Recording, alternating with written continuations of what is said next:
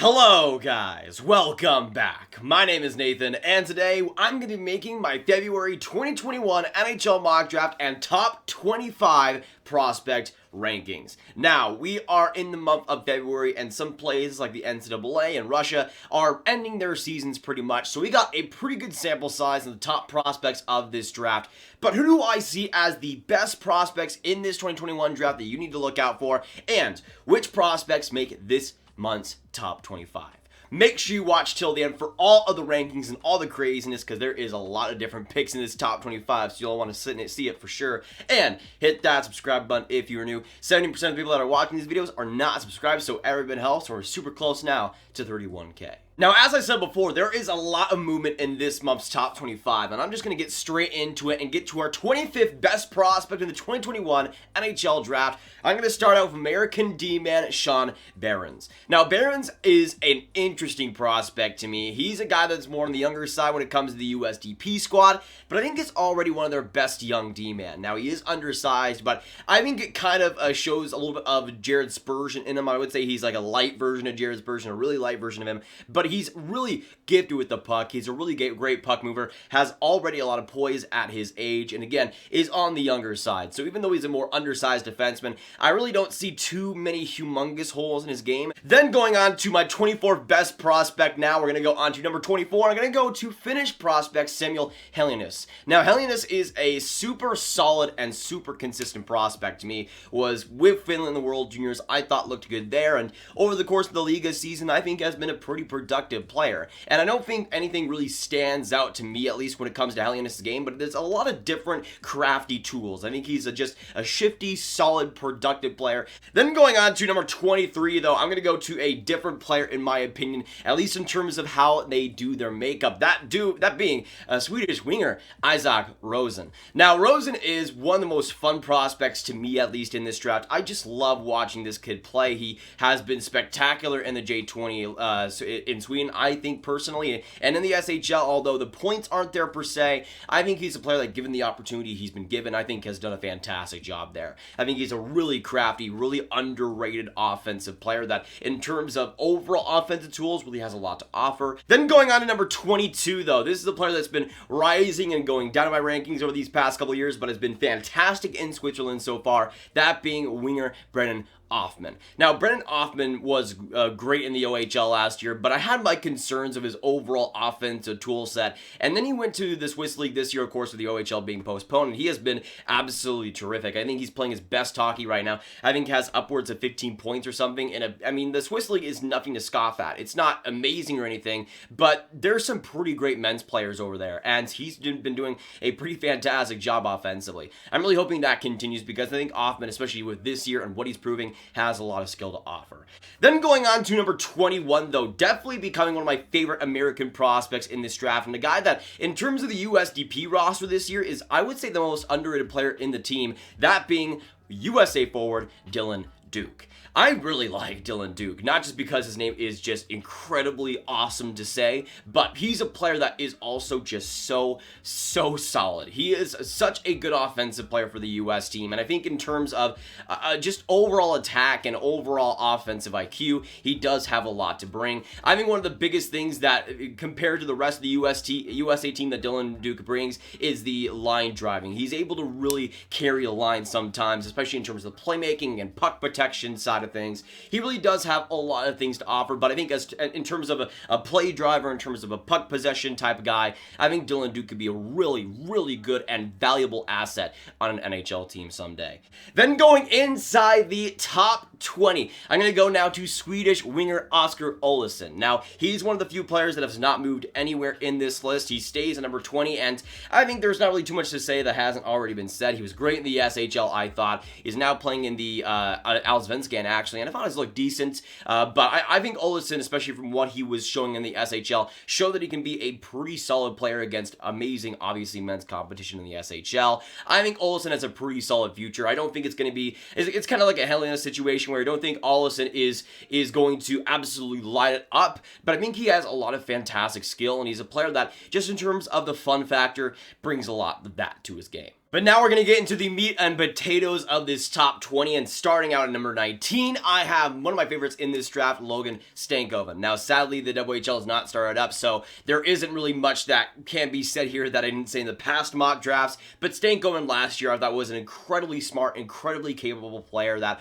was just great in almost every single area. I think Stanko is definitely one of the most underrated prospects out there, and he followed me on Twitter, so he's an absolute GOAT confirmed. Then going on to number 18, I'm going to go to USA sniper Chaz Lucius. Now, just like Logan Stanko, there's really not too much to talk about with Chaz Lucius that I haven't already said because he still has not played a game this year, but it seems like the health has been a pretty major concern. It's been injuries. That's why he hasn't played this year. He's supposed to be in the USDP, but it just has not happened, and it seems like right now it's kept him out pretty long term, so we'll see if he's able to get past that, but I think at his best, he's an amazing sniper, can still use some work in terms of the skating, but the injury news is not exactly helping his case whatsoever.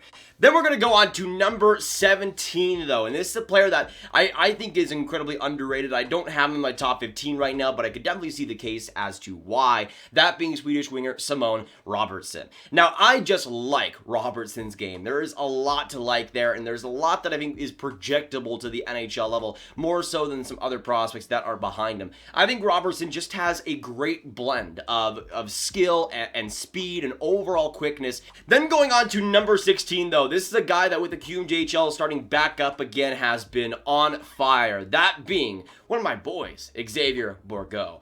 Bourgault has been awesome so far. I think he's up to 17 points now in 13 games and has been absolutely unreal this past week or so. I think Bourgault, though, is just a very good overall offensive player. The makeup in terms of his skill, I think, is really solid. He kind of reminds me a little bit, at least in terms of what you're getting, like it kind of reminds me a little bit of a Dawson Mercer from last year. I would prefer Dawson Mercer over Bourgault, but I think Bourgault definitely has a lot to offer on the offensive side of things. He's a solid skater, has great overall awareness, and his passing is pretty electric, but I think his shot can also go pretty underrated, and we've seen that over the past week. So I think there's potential there, and as a top 20 pick, I think it's pretty much perfect for him.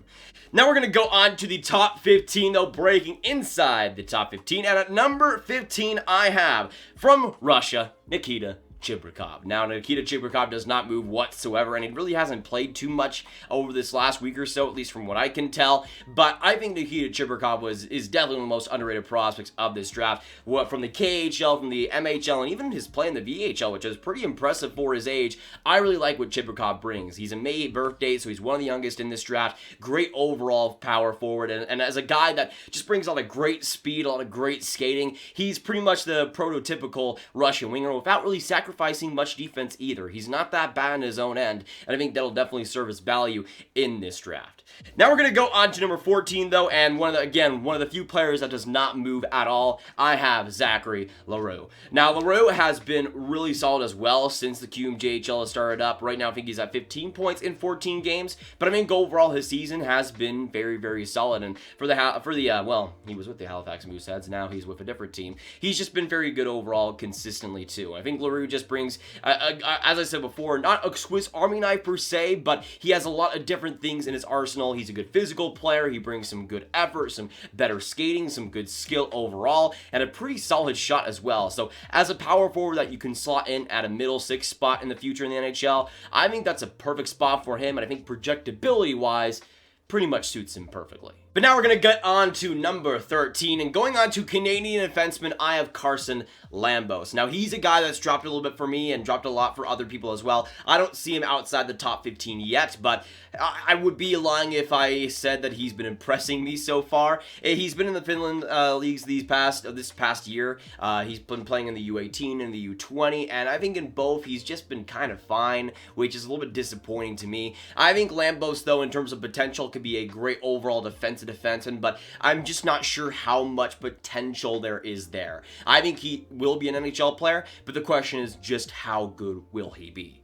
Then going on to number 12, though, definitely one of the biggest risers of this past week or so for me, but I've always liked this kid. I just he wasn't playing before this past week or so in the USHL, and there really wasn't much to go off, but he has been incredible. That being Canadian forward Cole Sillinger. I love Cole Sillinger a lot, guys. I mean, the WHL last year, I thought he was definitely one of the more underrated prospects out there, had a great overall attack, and was fantastic for the Medicine Hat Tigers. He went to the USHL this year after, of course, course of the WHL postponing, and I think has been exceptional. He has been really solid. I've been able to catch a couple of his games, and I've really loved what I've seen. He has continued his amazing overall skill set from last year, has continued that amazing play driving, and I think has looked better. It is the USHL still, but there is still some pretty good competition, and I think Cole Sillinger just overall has done fantastic so far. I'm really hoping that that's able to continue. We're going to go now into number 11, just outside the top 10. I'm going to go to Swedish D-man Simon Edvinsson. Now, he was sent to the Allsvenskan actually and has played one game. He got 1 assist for 1 point after his stint in the SHL, which I think is what should have been the case. And I was able to catch that Allsvenskan game, and he was pretty good actually. And I'm really hoping that we see that continue for him, because in the SHL, I really didn't think he was that impressive. Even in the J20, I didn't think there was much there. But if he's able to play the potential game that he has in the Allsvenskan, then he will probably go higher on my list. Again, the potential is there, I think, to become the best player of this draft in Edvinsson, but it's just about how likely that it is. I still think his decision-making, I still think his play with the puck can sometimes just be disastrous, but the guy is an amazing skater. The guy is an amazing offensive talent, and I think has potential to be awesome. It's just, again, how likely that is from actually happening. But we're now going to go inside the top 10, and starting out at number 10, I have WHL winger Dylan Guenther. Now, just like other prospects like Chaz Lucius, there's not really much to say here because he has only played in the AJHL, and from what I saw, it wasn't that great. He should have been scoring more, but I'll reserve really that much judgment until he does play in the WHL, which let's hope is pretty soon. But with Dylan Guenther from last year in the WHL, I thought he deserved to be the WHL Rookie of the Year. He was stupendous in almost all offensive categories. His shot is electric. His playmaking was really good throughout the year, and I just think he had a lot of potential to be a top 5 pick in this draft. Sadly, again, with the WHL not playing, it's kind of gone against him, but I still think in terms of talent, he's definitely one of the better ones in this draft and can become something really special. Then going on to number 9, and a player that, again, I've had my troubles with throughout this year, but has really over this past, just honestly since the World Juniors, been really, really good. Gonna give credit where it's due to Aatu. I mean, he was the projected first overall pick in this draft not too long ago, and this season was a pivotal one for him and many others. He started off terribly in terms of expectation, in terms of just luck as well. Nothing was really going right for him. He got skipped by Finland in the World Juniors and was left off the roster, cut completely, and then sent back to Finland, and he's responded very, very well. If you watch some of his Liga play over the past 2 weeks, you will know that he has been pretty sensational, and I really like to see that because I still think Aatu has potential to be a fantastic top 10 prospect in this draft. It was just the play wasn't matching the talents, and I still think Räty is one of the lower, I would say lower ceilings in this draft, but he still has a lot of potential to be a great NHL player, a great overall player, and a guy that just does a lot of the little things right, and thankfully now the luck is starting to finally go his way. Now going on to number 8 though, I go to Swedish winger Fabian Lysell. Now Lysell is, as I said in the last mock draft, one of my favorite prospects in this draft, quickly becoming that way. I've been able to watch quite a few of his games in the SHL, and he hasn't been given much of an opportunity, and again, I wouldn't really look at the points when it comes to Lysell because he has been pretty terrific in terms of almost every category. I mean, his defense is super underrated, his playmaking is awesome, though his overall offensive attack is really going to translate, I think, to the NHL pretty perfectly. This is a player who I could totally see becoming a top 6 winger in the NHL and being a great overall guy that NHL teams can rely upon. But now we're going to go on to number 7 and another super Swede in goaltender Jesper Wallstedt. Jesper Wallstedt is, just like Lysell, becoming one of my favorite prospects in this draft, but in terms of goaltending, he, in my opinion, might be the best goaltending prospect since Andrei Vasilevsky. Yaroslav Askarov, I think, has a lot more oomph to his game. He's a lot more highlight reel type goaltender who makes the big saves, but to me, Jesper Wallstedt, from his play in the SHL, he's a couple of lesser games recently, but you never see really a goaltender in their draft year playing the SHL, let alone play as good as Jesper Wallstedt has, and the maturity translated to the World Juniors and translated back to the SHL as well. And I think he's a guy that's just so composed, so mature, and you see it in his play style. There's nothing incredibly fancy about him, but he's so good in the fundamentals, and I think he will, or has potential to become, one of the best goaltenders in the NHL. Then going on to number 6, just outside the top 5, and this is a player that, in terms of the the end of the NCAA, looked very, very solid this year in terms of points, and I still think deserves to be at number 6, though, and be at this spot, that being Canadian winger Kent Johnson. Now, I'll say this right now. Elite Prospects lists him as a center. I really don't see Kent Johnson being a center whatsoever, and if I was Kent Johnson, there's no way I'm playing center. I'm being Mitch Marner. I'm being a winger and going to the NHL that way, because I think that pretty much fits his game perfectly. He's not great on defense. You could tell he's not that serious in his own end, but in terms of offense, in terms of speed and skill and overall skating, he has so much talent. But now, inside the top 5, and at number 5, I have Canadian D-man Brandt Clarke. I mean, I'll say this. If you just look at the points in his play with Slovakia, I think you will kind of be disappointed. But I would say he started off pretty iffy in Slovakia, but over these past couple of weeks specifically, I think his play has drastically changed, and you can see the confidence, you can see the maturity of Brandt Clarke already. I don't see him as the number 1 or the number 2 or the number 3 or number 4, but I do see Brandt Clarke as a guy that is worthy of a top 5 pick.